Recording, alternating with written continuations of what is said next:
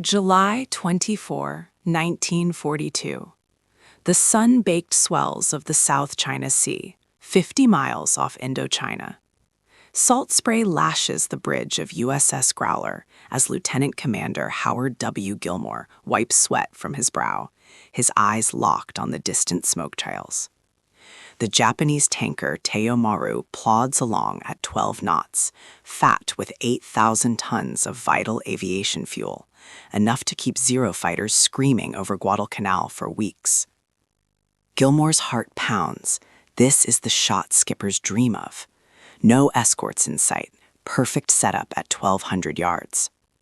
Rig for battle stations, he snops into the 1C, his voice steady but edged with the gravel of 48 hours without sleep. Below decks, the torpedo room hums with frantic energy. Seamen yank the arming wires from 4 Mark 14s, steam-powered beasts, 21 inches wide, packing 507 pounds of Torpex explosive in their warheads. Chief Torpedoman's mate Hank Swede Larson double-checks the depth settings, 10 feet, shallow enough to strike amidships. The magnetic exploder pistol, that newfangled gizmo meant to detonate under the hull without a direct hit, gleams under the red battle lamps. Flood tubes 1 through 4, Gilmore orders from the conning tower.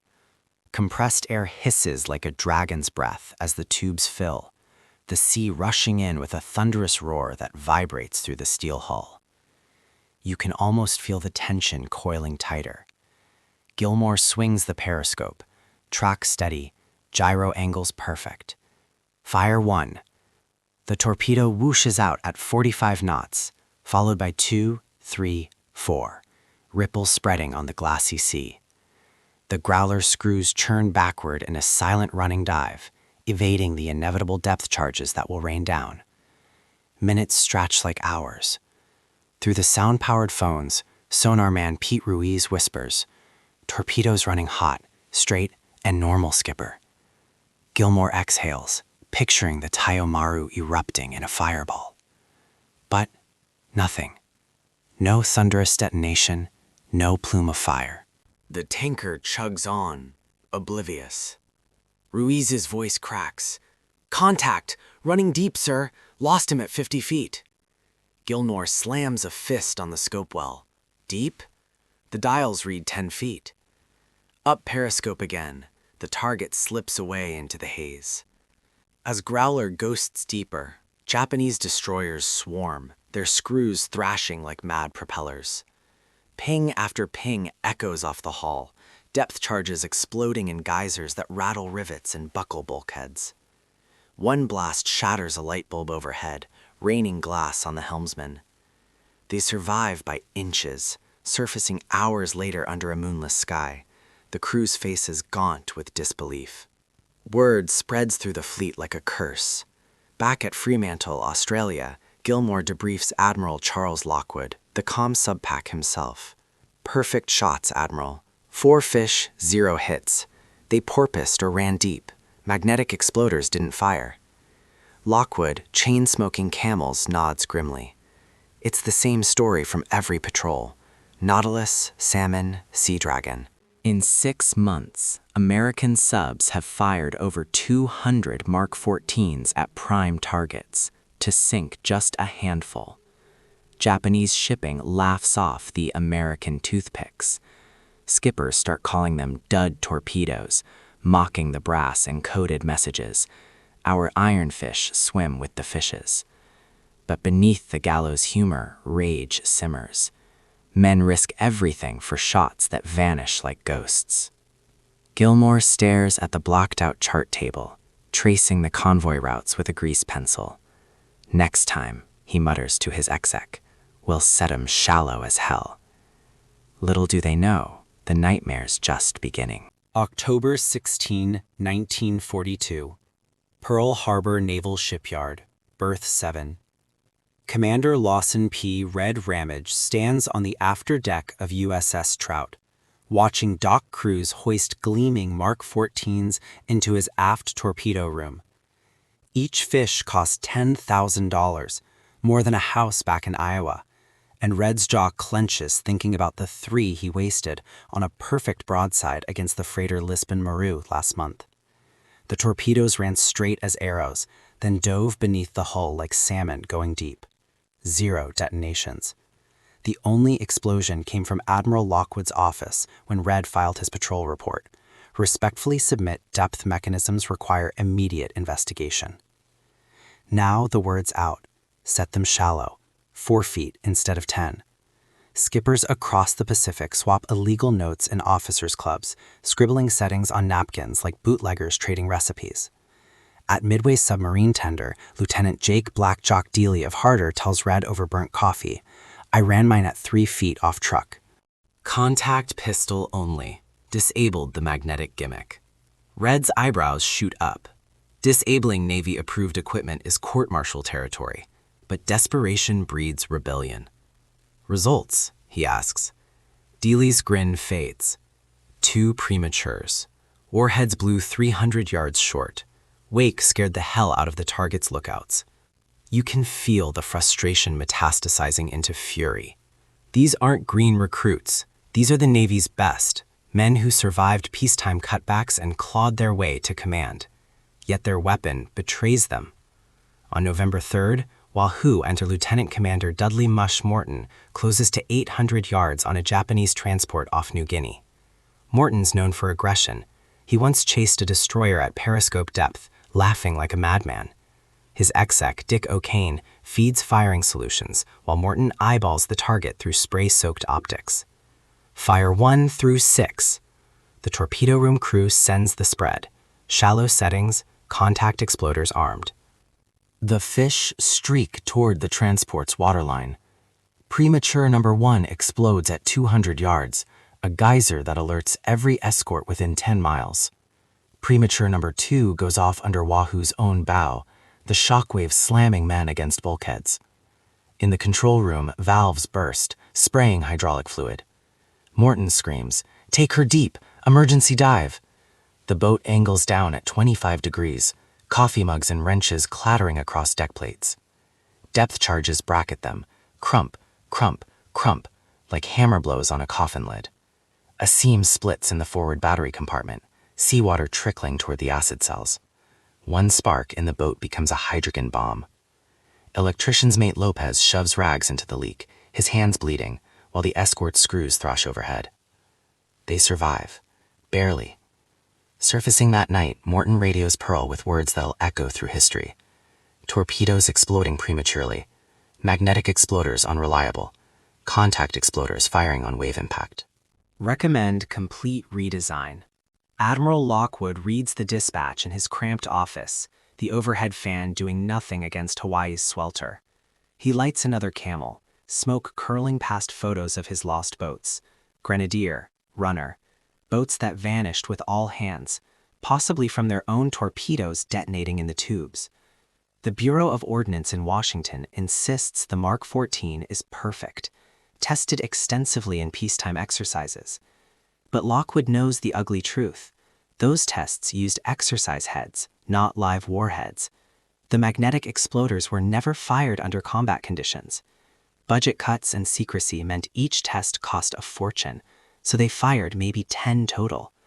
Now his boys are the guinea pigs, dying to protect a weapon that protects the enemy. He stubs out the cigarette, jaw set. Get me comm subpack's torpedo officer, and someone from BUORD who will actually listen. The bureaucratic war is about to begin, and it'll be bloodier than some battles. November 29, 1942. Kahalawe Island Firing Range, Hawaiian waters.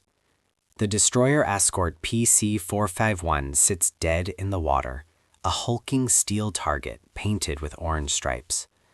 Admiral Lockwood peers through binoculars from the command boat, his jaw working a wad of gum like a boxer before the bell. Beside him, Captain Charles Swede Momsen, the same genius who invented the submarine rescue chamber, clutches a stopwatch and clipboard. They're about to commit career suicide.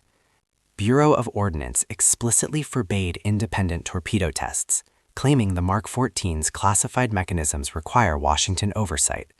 Lockwood's response? They're 5,000 miles away. My boys are dying now. USS Muskellonge slides beneath the surface 1,000 yards out, her periscope cutting a thin wake. Inside, the firing solution is kindergarten simple. Stationary target, perfect sea state, zero current. They've disabled the magnetic exploder per Lockwood's orders. This test is pure contact pistol. Fire 1. The Mark 14 hisses from the tube, its wake arrow straight. Through field glasses you can see it tracking true, 10 feet deep by the settings. It should punch through PC-451's hull plates like a can opener. Instead, it passes underneath. Clean miss. Lockwood's face goes purple. Fire 2, set to 4 feet. Same result. The fish swims beneath the keel, its shadow visible in the clear water. Momsen scribbles frantically. Torpedoes running 11 feet deeper than set depth. By the 5th shot, the pattern's undeniable. The Mark 14's depth mechanism is catastrophically wrong. Every torpedo runs deep, which explains 18 months of phantom misses. Lockwood slams his fist on the rail. Those sons of bitches in Buer told us these were perfect. But proving it means mutiny. On December 1st, Lockwood fires off a blistering dispatch to Admiral Ernest King, Commander-in-Chief of the U.S. Fleet. Recommend immediate suspension of magnetic exploders and investigation of depth control mechanism. Current Mark 14 configuration produces 70% failure rate. Washington's response arrives 3 days later, dripping with bureaucratic ice. BUORD advises depth settings are within acceptable parameters. Magnetic exploders remain operational standard. Recommend retraining of submarine personnel in proper firing procedures. Retraining, as if Annapolis graduates and veteran chiefs don't know how to shoot straight. Lockwood's staff officers find him that evening in his quarters, staring at casualty reports. Amberjack, overdue and presumed lost. Argonaut, sunk with 102 men after a surface gun battle, her torpedoes useless. He looks up, eyes red-rimmed. We're bypassing BUORD. Effective immediately, all subpack boats will set depth at -10 feet to compensate. Magnetic exploders deactivated except by skipper's discretion.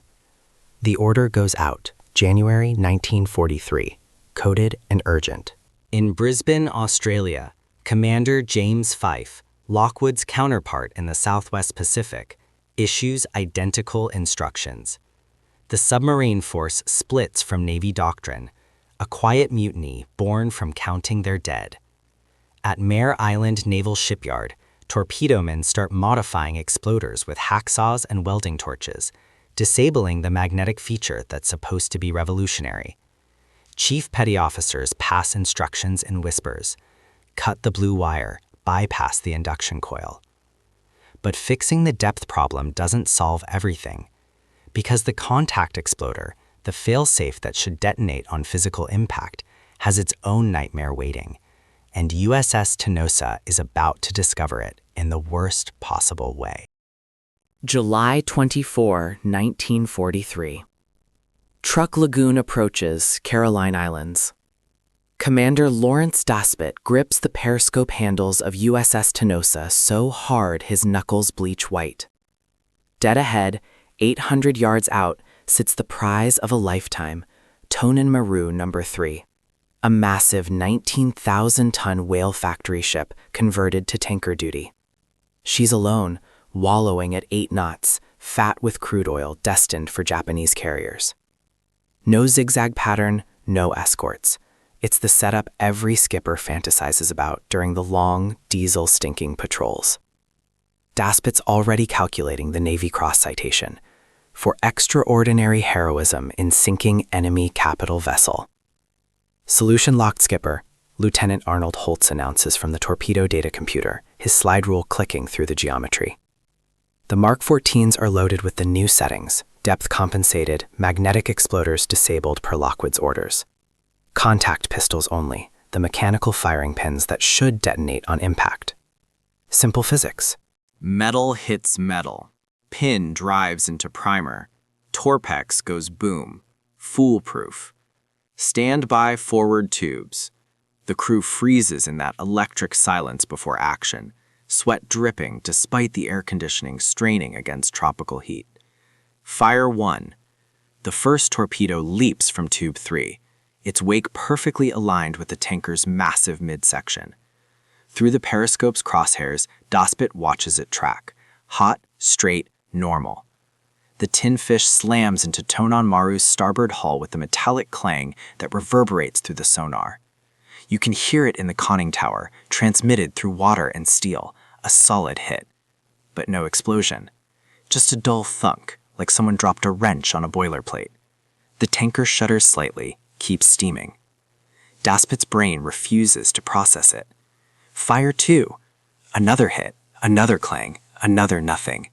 The torpedo bounces off the hull and corkscrews toward the bottom, its warhead inert. Fire 3. Same result. The range is point blank now, 500 yards. Even a drunk could hit that barn door. Fire 4 through 10. Daspit empties the forward tubes in rapid succession, each fish running true. Clang, clang, clang.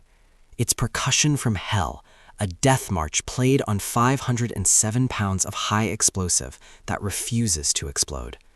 In the torpedo room, Chief Boatswain's Mate Riley punches a bulkhead, splitting his knuckles. What the hell do they want, a signed permission slip?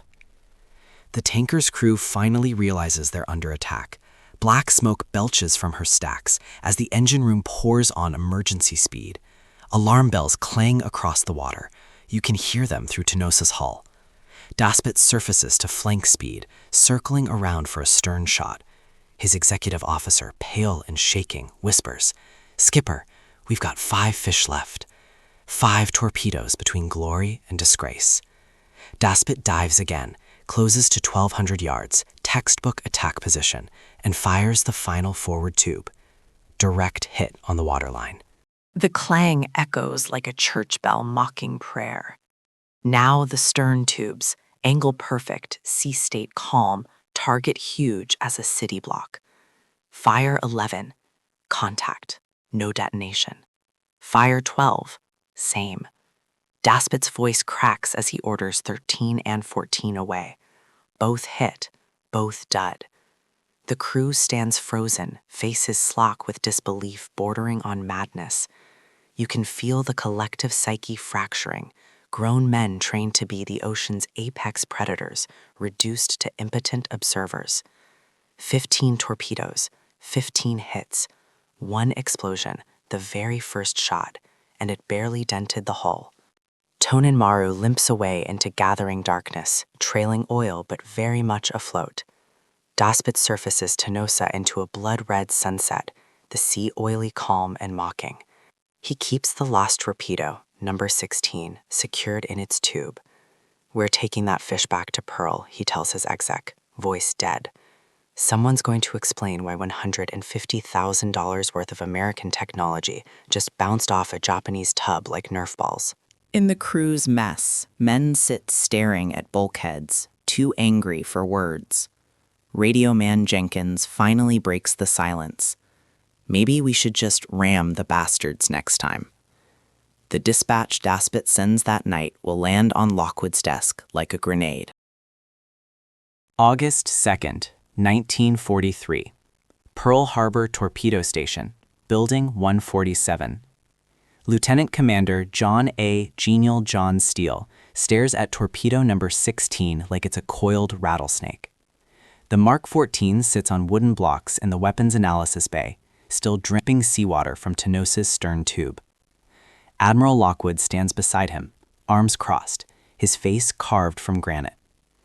"I want this fish taken apart bolt by bolt," Lockwood growls. "Every component tested until we find what's broken." Steele nods, snapping on canvas work gloves.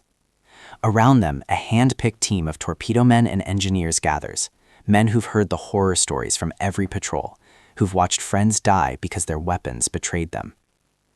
They start with the warhead section, unbolting the nose cone to expose the Mark 6 contact exploder.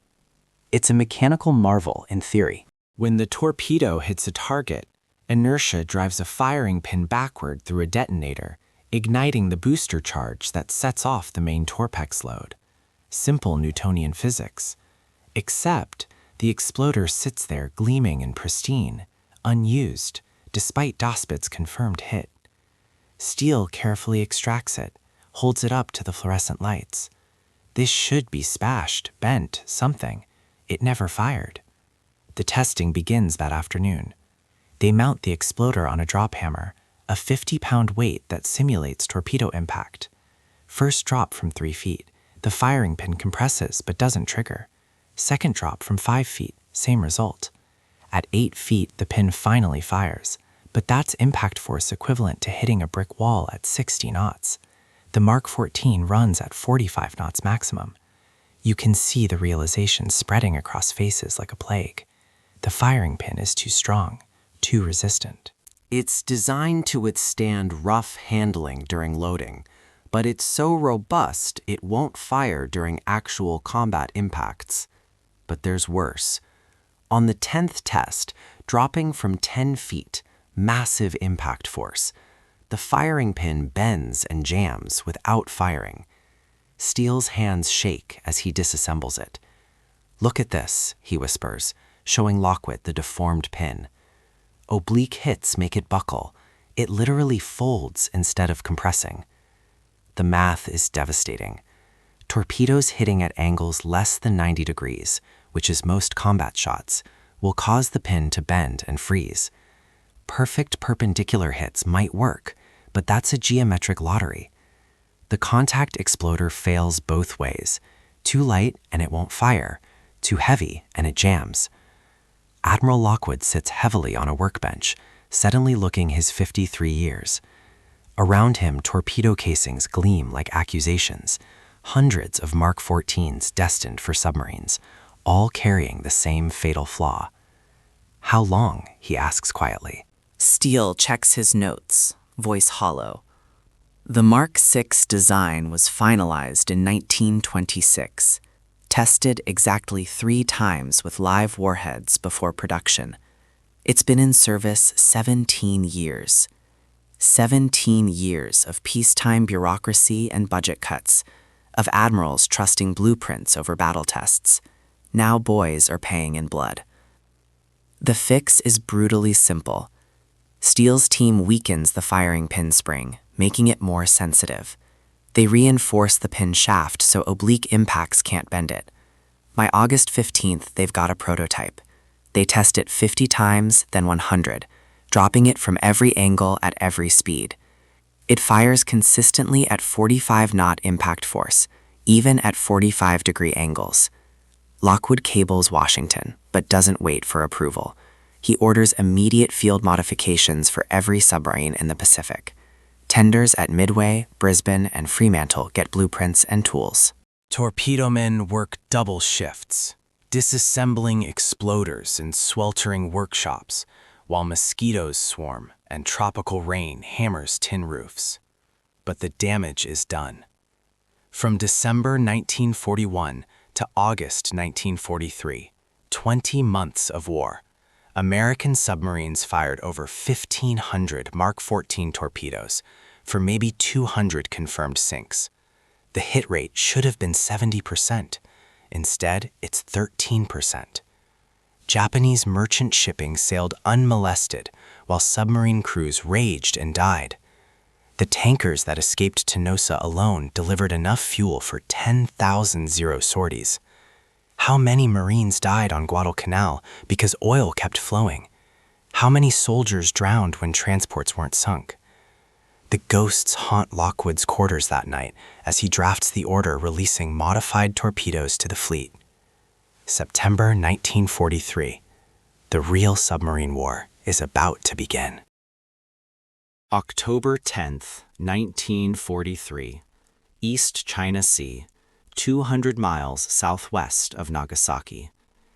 Commander Samuel Dealey brings USS Harder to periscope depth at dawn, the scope cutting through morning mist like a shark's fin. His exec reports a 6-ship convoy plodding northward, 2 tankers, 3 freighters, and a destroyer escort. It's the kind of target that would have made Dealey curse 9 months ago. Now his lips curl into something between a smile and a snarl. Battle stations torpedo. The crew moves with practiced efficiency, but there's something different in the air, a predatory confidence that's been absent since Pearl Harbor. The Mark 14s loaded in Harder's tubes carry the new modified exploders installed 3 weeks ago at Midway. Dealey's already tested them on a coastal freighter off Formosa. 2 hits, 2 kills. The explosions so violent they rattled Harder's hull from 2,000 yards out. Real explosions, not the pathetic clangs that haunted earlier patrols. Chief of the boat Matthews grins in the torpedo room, patting a fish like it's a loyal dog that finally learned to bite. These babies got teeth now, boys. Dealey picks the lead tanker, Kyokuho Maru, 10,000 tons of aviation fuel bound for Rabaul. Range 1,400 yards, speed 11 knots, angle on the bow 70 degrees. The geometry flows through the TDC like water. Fire 1, Fire 2, Fire 3. The spread fans out in a perfect triangle of death. Through the periscope, you can see the wakes converging on the tanker's fat midsection. Dealey counts down. 30 seconds. 20. 10. The first torpedo strikes just aft of amidships. The explosion is apocalyptic, a geyser of flame and water that climbs 200 feet, ripping the tanker's back in half. The second hit follows 3 seconds later, forward of the bridge, detonating fuel tanks in a fireball that turns morning into noon. The third torpedo slams into the braking hull just as it jackknifes, the warhead finding magazine spaces. Kyokuho Maru doesn't sink. It disintegrates, scattering steel plates across a 1/4 mile of ocean. The whole attack, from first shot to final splosh, takes 90 seconds. The destroyer escort charges toward Harder's last periscope position, screws thrashing, but Dealey's already ghosting away at 300 feet, grinning like a wolf. Helm, come to course 270, or not done. Over the next 6 hours, Harder stalks the scattered convoy like a serial killer working through a list. Freighter number 2, Nikko Maru, takes 2 torpedoes and capsizes in 4 minutes, cargo hatches vomiting crated aircraft engines as she rolls. Tanker number 2 tries zigzagging, but Dealey compensates, putting 3 fish into her engine room. She burns for 6 hours before exploding so violently the shockwave registers on seismographs in Okinawa. By nightfall, Harder surfaces into an ocean littered with debris and survivors clinging to wreckage. Dealey doesn't rescue them. There's no room, no time, and Japanese pilots showed no mercy at Pearl Harbor. He radios Pearl. Sank 3 major vessels, 27,000 tons confirmed. Expended 11 torpedoes. All functioned perfectly. Request permission to remain on station. Lockwood's response crackles back within an hour. Permission granted. Happy hunting. And the hunting is extraordinary. Across the Pacific, American submarines transform from frustrated hunters to apex predators. USS Tang under Richard O'Kane, Mush Morton's old exec, sinks 10 ships in one patrol, her torpedoes working like surgical instruments. Flasher, Rasher, Barb, names that become nightmares in Japanese naval headquarters, systematically erase merchant vessels from the map.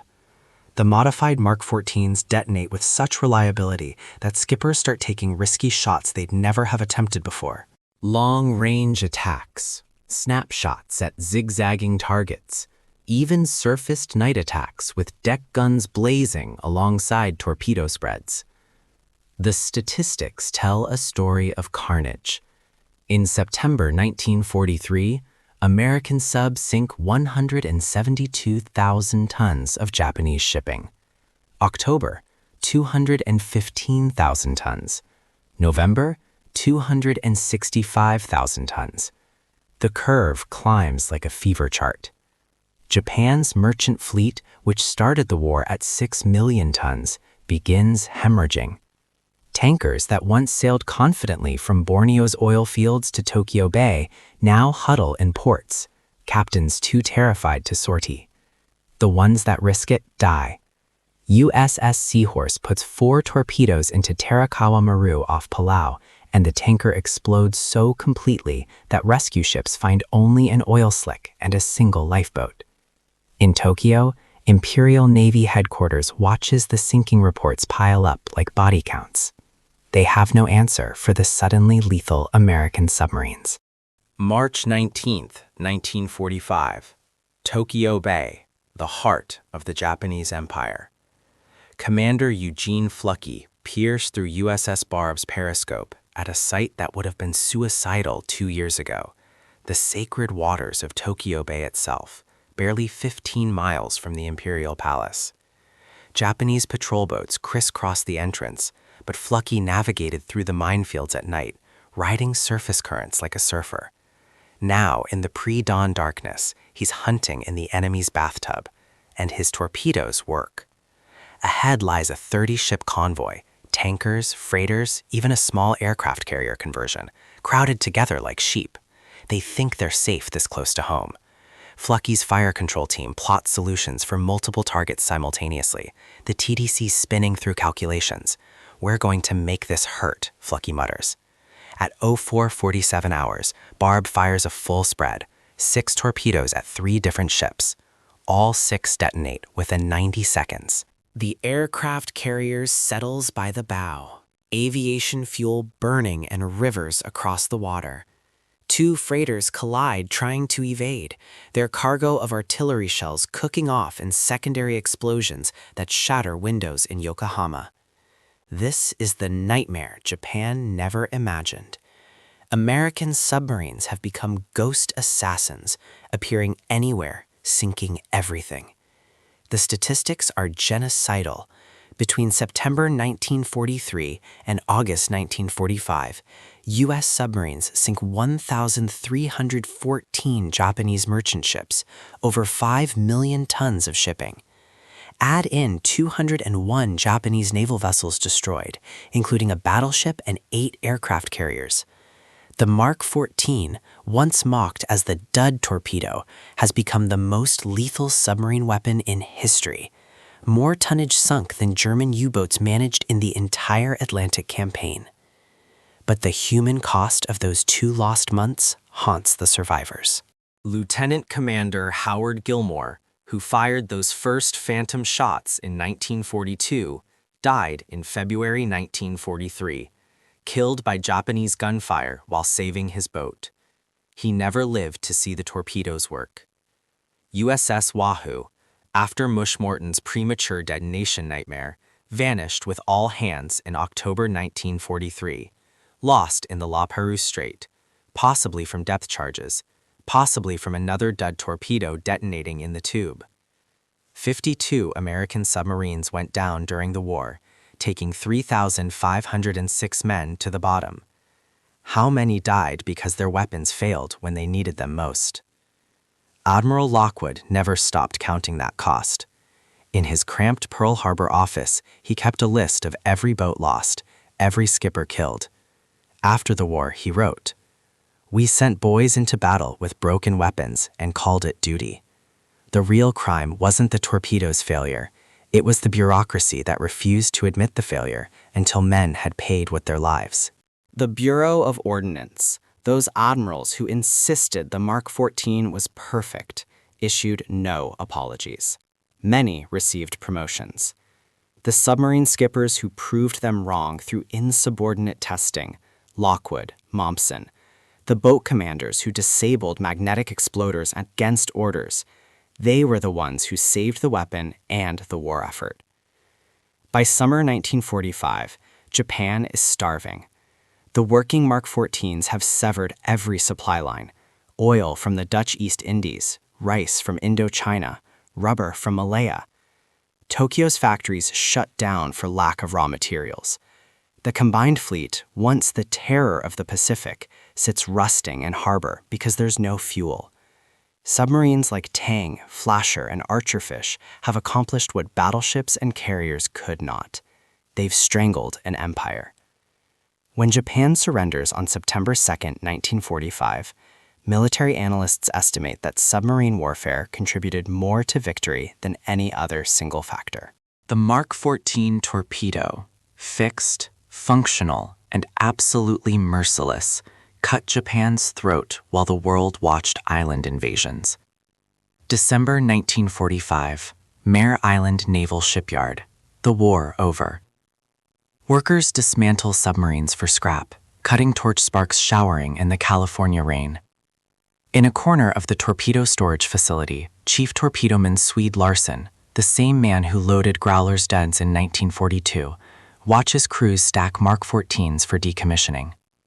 His hands, scarred from 3 years of combat patrols, rest on a deactivated fish.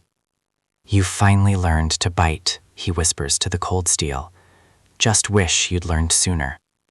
The Mark 14 remains in service until 1980, eventually becoming one of the most reliable torpedoes ever built. But those who fired them in 1942 and 1943, the men who watched perfect shots vanish, who survived premature detonations, who brought boats home with tales of clanging duds, they never forgot. At submarine reunions for decades afterward, the toast was always the same: to the torpedoes that worked, and to the brothers who never saw them work. The ghosts of 52 lost boats still haunt the Pacific depths, silent sentinels to the price of bureaucratic arrogance and the courage of men who went to war with broken weapons and won anyway.